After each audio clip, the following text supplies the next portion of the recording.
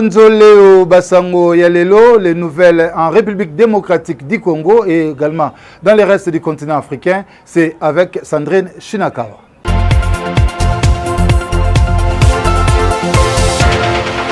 La Mouka FCC laïque catholique et protestant dans la rue de Kinshasa ce samedi pour exiger la dépolitisation de la CENI et la suppression du prélèvement de la taxe RAM.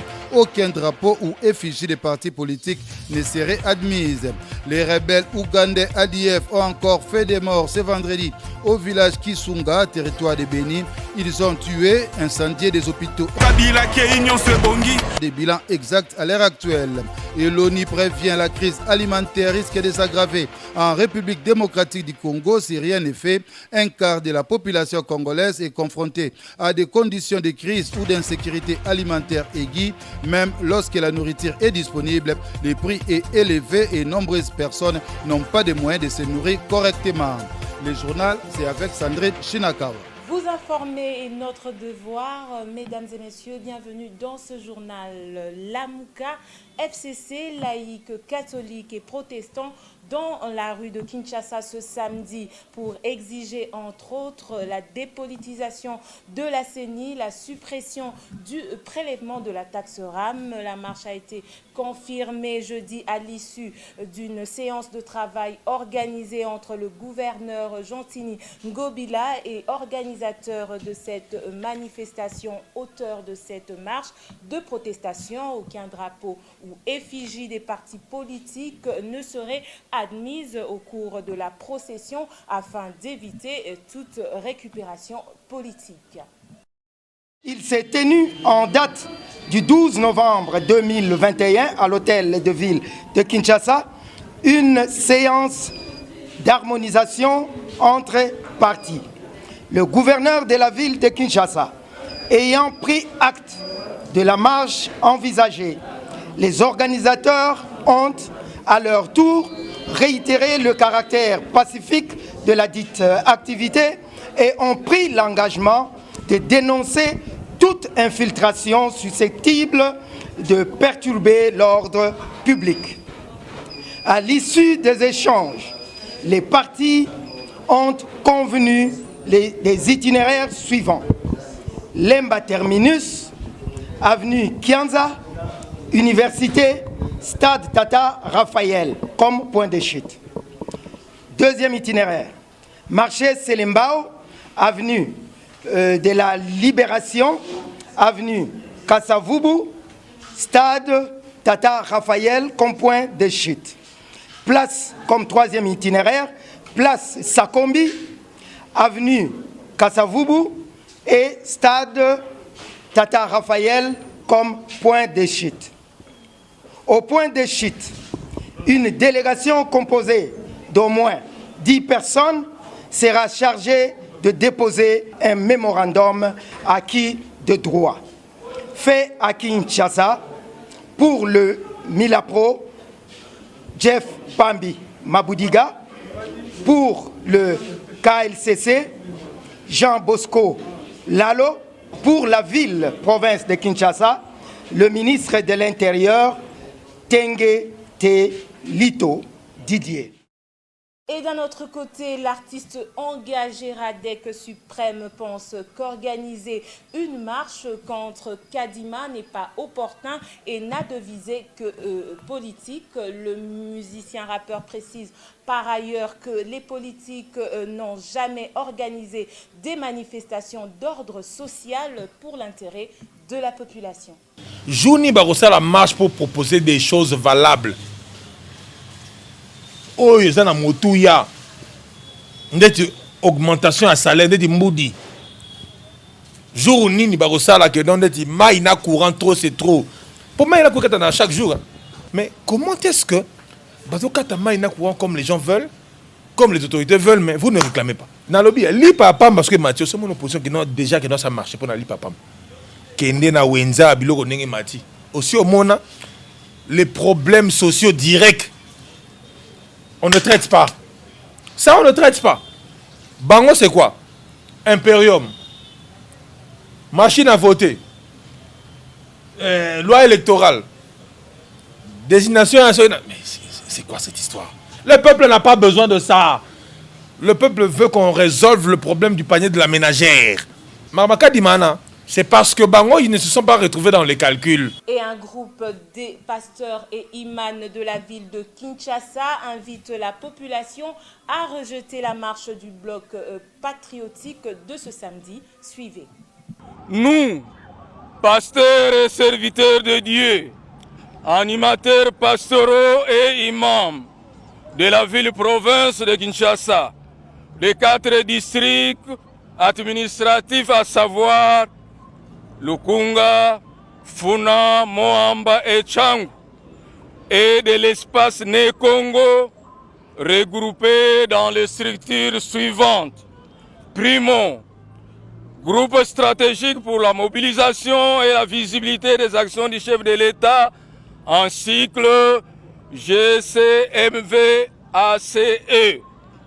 Secundo, la dynamique des pasteurs de la ville-province de Kinshasa et de l'espace Né-Congo en cycle DPV-KENK, qui accompagne le président de la République dans ses actions depuis sa dédicace du pays à Dieu lors de son investiture officielle et concrétisée le 30 juin 2019 au stade de Martyrs.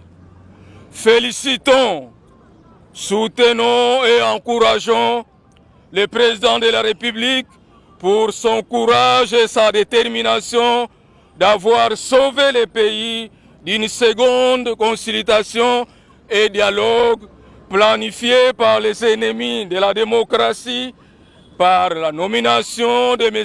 Denis Kadima en qualité de président de la nouvelle équipe de la CENI pour nous organiser les élections en 2023 et le respect strict de la Constitution. Dossier finance à présent, Jules Alinguetti serait-il au service de la République ou un partisan d'un camp politique? De plus en plus, les Congolais s'interrogent sur les interventions médiatiques de cet agent de l'État, de surcroît inspecteur général, chef de service de l'IGF. Sans retenir ses émotions, Jules Alinguetti a alimenté la politique sur son penchant en intervenant sur un plateau de télévision en réagissant autour de l'impact des voyages du président de la République. Cet argent, les gens qui parlent des voyages du chef de l'État, mais voici les résultats. Qui peut vous donner son argent si on ne vous fait pas confiance? On dit qu'il dépense beaucoup trop d'argent. C'est nous qui connaissons les chiffres. On est à moins de 50 millions de dollars. Tous ces déplacements du chef de l'État, à moins de 50 millions, qu'on ne vous trompe pas. Nous avons les chiffres. Et les gens peuvent les consulter aux finances et au budget. On est en train d'intoxiquer la population. Les voyages du chef de l'État n'ont pas coûté 500 millions comme on fait comprendre. Mais vous savez, 500 millions, c'est les recettes d'un mois aujourd'hui. Comment il peut consommer 500 millions? Moi, j'ai le monitoring du compte général du Trésor. Et je l'ai dit, je suis à la télévision. J'ai le monitoring du compte général du Trésor. Impossible. On ne peut pas aller au-delà de 50 millions. Mais ces déplacements-là ont créé la notoriété aujourd'hui pour notre pays, la crédibilité auprès des institutions internationales. La coopération est en train de revenir. Le Fonds monétaire a repris avec la RDC. On nous donne 1,5 milliard. La Banque mondiale revient. Donc il faut que nous puissions être patients. Vous allez voir l'année prochaine, dans les jours à venir, les résultats palpables en termes d'investissement. Ceux-là qui ont peur, ils s'agitent. Ils veulent mettre la population dans un climat de dire « Ah non, voilà, on ne voit rien, c'est comme si... » Non, c'est faux. Soyez patients.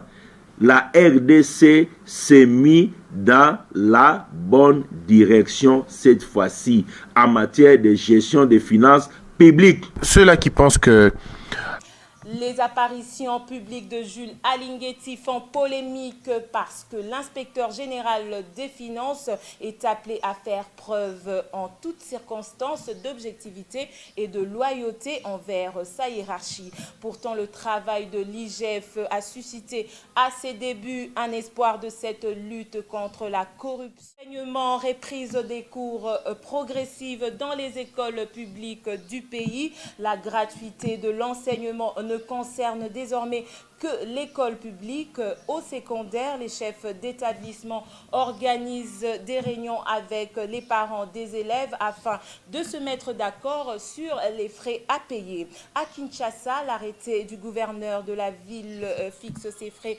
entre 600 000 francs, équivalent de 300 $ à 300 000 francs, soit 150 $ pour l'année. Les frais d'internat ne sont pas concernés dans ce fonds. Christian Guanzo pour les détails. On peut désormais s'accorder que la gratuité de l'enseignement prônée par les chefs de l'État, Félix-Antoine Tshisekedi, ne reste qu'une histoire. La prise en charge des enseignements par les parents refait surface et les frais scolaires sont déjà fixés. Jean-Tini Mbaka Ngobila, gouverneur de la ville-province de Kinshasa, a fixé les frais scolaires dans les écoles maternelles et secondaires du secteur public. Selon son arrêté du mardi dernier, les frais scolaires s'élèvent à 300 000 francs congolais au maximum. Le seuil maximal des frais d'appui au fonctionnement des écoles maternelles et secondaires du secteur public et aux besoins des enseignants est fixé à 300 000 francs congolais pour le cycle ci-après, enseignement maternel, cycle terminal de l'éducation des bases, enseignement normal, enseignement secondaire, technique, social, commercial et assimilé, enseignement secondaire agricole, industriel, arts et métiers assimilés, indique l'arrêté du gouverneur Jean-Tini Mbaka Ngobila. Ces derniers a martelé que ces frais sont annuels, payables à une tranche ou par échelonnement et d'ajouter pour l'école dont le budget de sa gestion dépasse le seuil maximal prévu à l'article 1er du présent arrêté et peut atteindre 600 000 francs congolais ou l'équivalent en francs congolais de 300 $ américains. Les conseils de gestion sollicitent une dérogation expresse de l'autorité urbaine à travers le ministère provincial en charge de l'éducation. M. Ngobila a en outre interdit la vente obligatoire des uniformes, cahiers de préparation, journaux de classe et insignes dans toutes les écoles. La rentrée scolaire a été lancée, vous le savez, depuis le 4 octobre dernier, mais les enseignants l'avaient boycotté en exigeant au gouvernement l'amélioration de leurs conditions sociales avant de reprendre avec les activités scolaires. Le 30 septembre dernier, lors du dialogue entre le gouvernement et les banques syndicales, ces derniers avaient rejeté l'ajout de 40 000 francs congolais de leur salaire de la part du gouvernement. Selon eux, cette somme n'était pas significative, d'où le maintien de la grève. Actuellement, les banques syndicales et les gouvernements ont repris le dialogue à Mbola Lodge à Kisantu sur l'évaluation de l'accord des Bibois.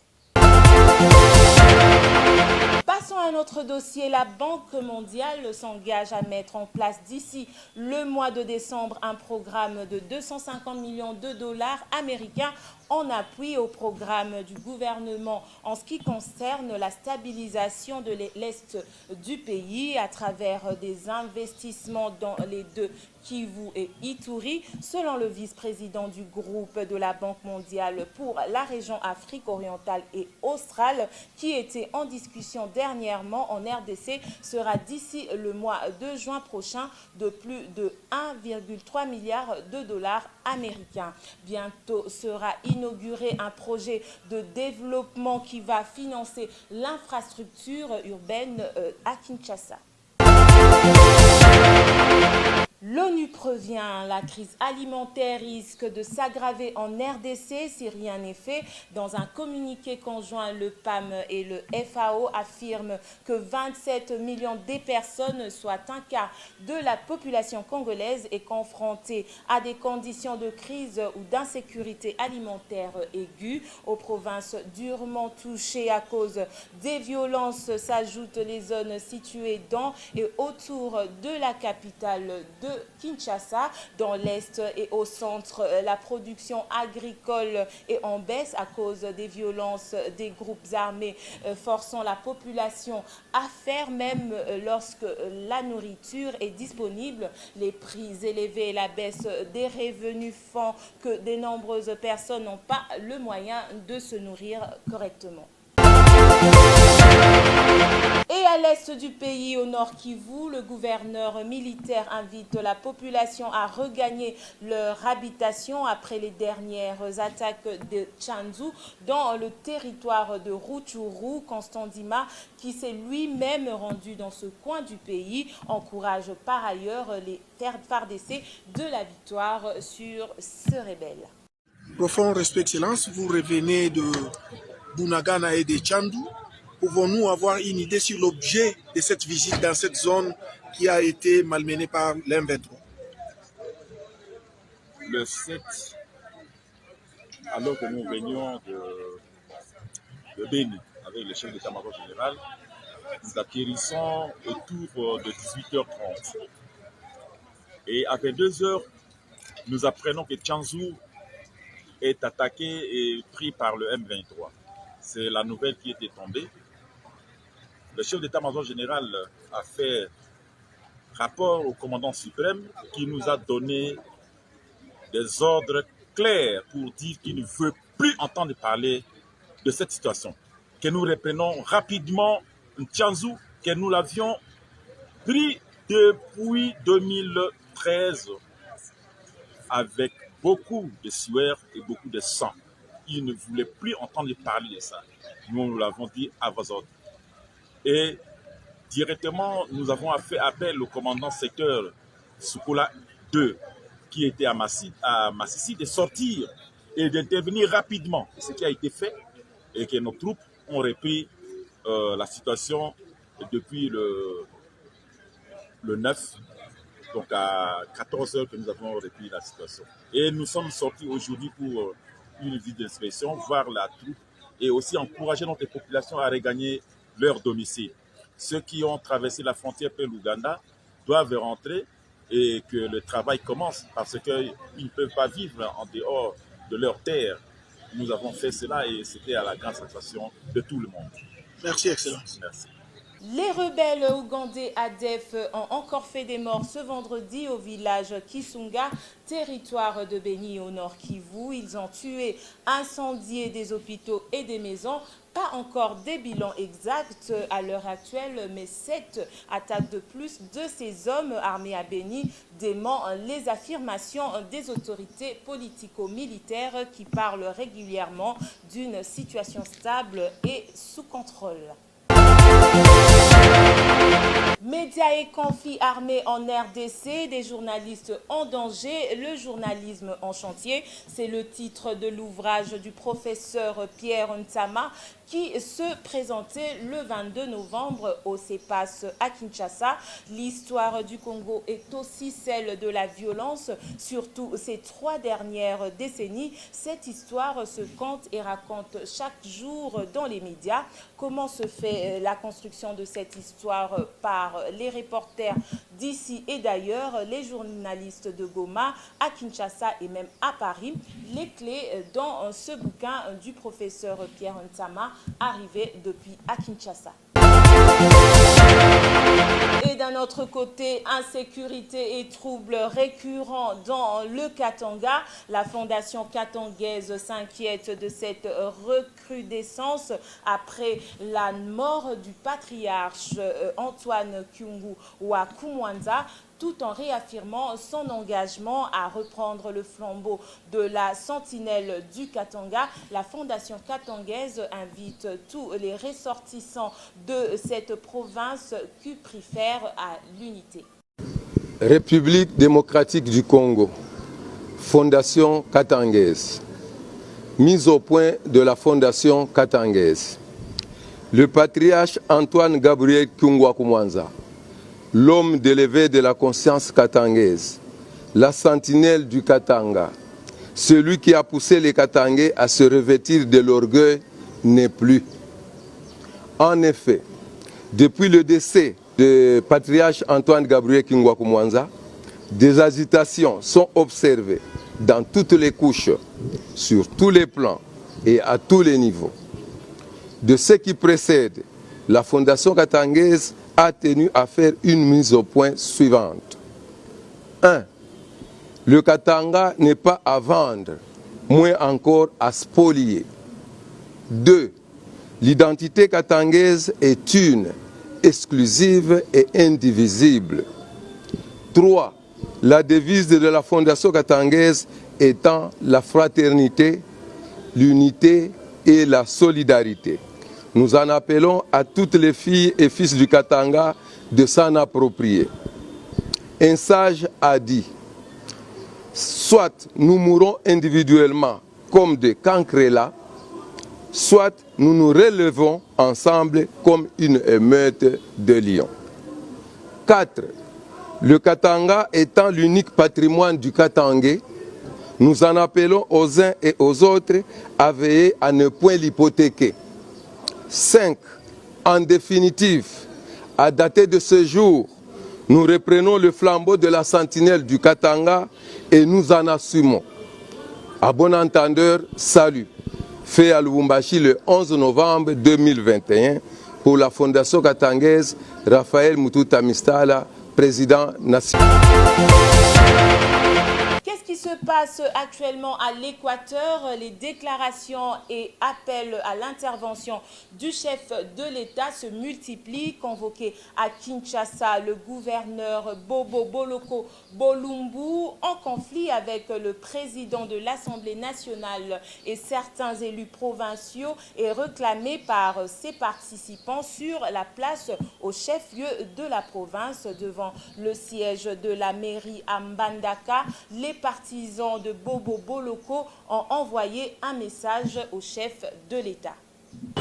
Les démons incarnés actuellement visibles à l'Équateur pour demander le départ du gouverneur Bobo Boloko Bolumbu, tout simplement parce que lui aussi, conduit par le Saint-Esprit, et qu'il a adhéré à l'Union sacrée pour matérialiser votre vision dans cette province oubliée depuis plusieurs décennies. Que le Saint-Esprit vous guide pour trancher la situation de l'Équateur et que Dieu vous accorde la sagesse de Salomon avec le concours des hommes de Dieu pour anéantir toutes les forces sataniques négatives debout pour combattre votre vision salvatrice à travers le pays. Vous demandons aussi par la présente le retour dans les prochains jours de notre gouverneur Bobo Boloko Bolumbu, tout en invitant la population au calme et à la vigilance contre toute manipulation des ennemis de l'Équateur.